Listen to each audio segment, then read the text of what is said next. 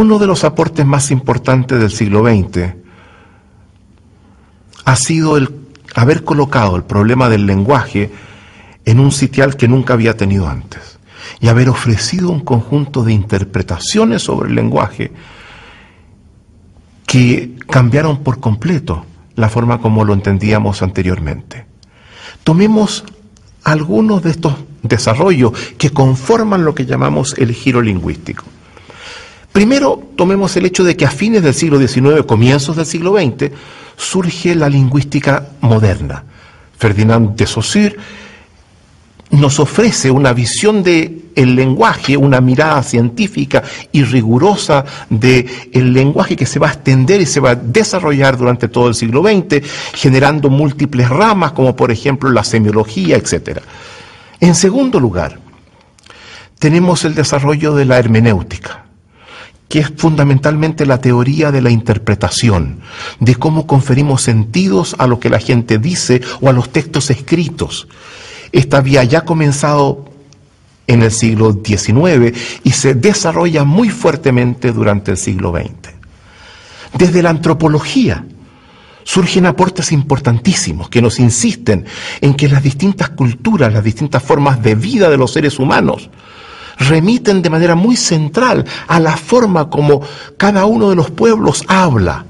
Y surge, por ejemplo, la famosa hipótesis Sapir-Whorf, que nos señala que la realidad que percibimos, que observamos, no tiene tanto que ver con la forma como ella directamente es, sino que la articulamos, la configuramos a partir del lenguaje que hablamos. Desde la biología, ciencia que tiene un desarrollo excepcional en el siglo XX, se comienza a insistir una y otra vez que el elemento distintivo de la especie humana es su capacidad de lenguaje. Autores como Ernst Mayr, gran biólogo teórico, hacen del lenguaje el rasgo central de la especie humana y por lo tanto un elemento central para comprendernos desde la perspectiva biológica. Pero será desde la filosofía del lenguaje de donde surgirán los aportes más importantes. La filosofía del lenguaje es una rama de la filosofía que nace a mediados del siglo XX para estudiar filosóficamente el lenguaje. Nunca antes la filosofía le había dado la importancia que esta rama comienza a darle, rama que se convierte en la rama estrella, en la disciplina más destacada de la filosofía en lo que sigue del siglo. Y allí tenemos algunas figuras importantes, por mencionar dos. Tenemos a Ludwig Wittgenstein, que desde Cambridge inicia una reflexión sobre el lenguaje que va a tener un impacto fundamental en todo el desarrollo filosófico posterior. Wittgenstein nos habla de los juegos del lenguaje, de cómo es posible comprometerse en distintas prácticas lingüísticas distintas, tal como lo hacemos con juegos diferentes. Y nos dice: todo lenguaje es una forma de vida, con lo cual ya nos acerca el tema del lenguaje al problema de la vida, de la existencia. Sin embargo, será otra figura la que yo pienso que va a tener el impacto más importante.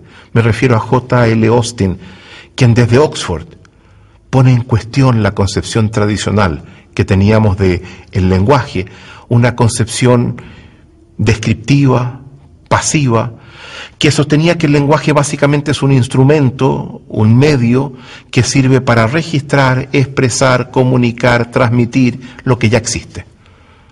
El lenguaje da cuenta de la realidad.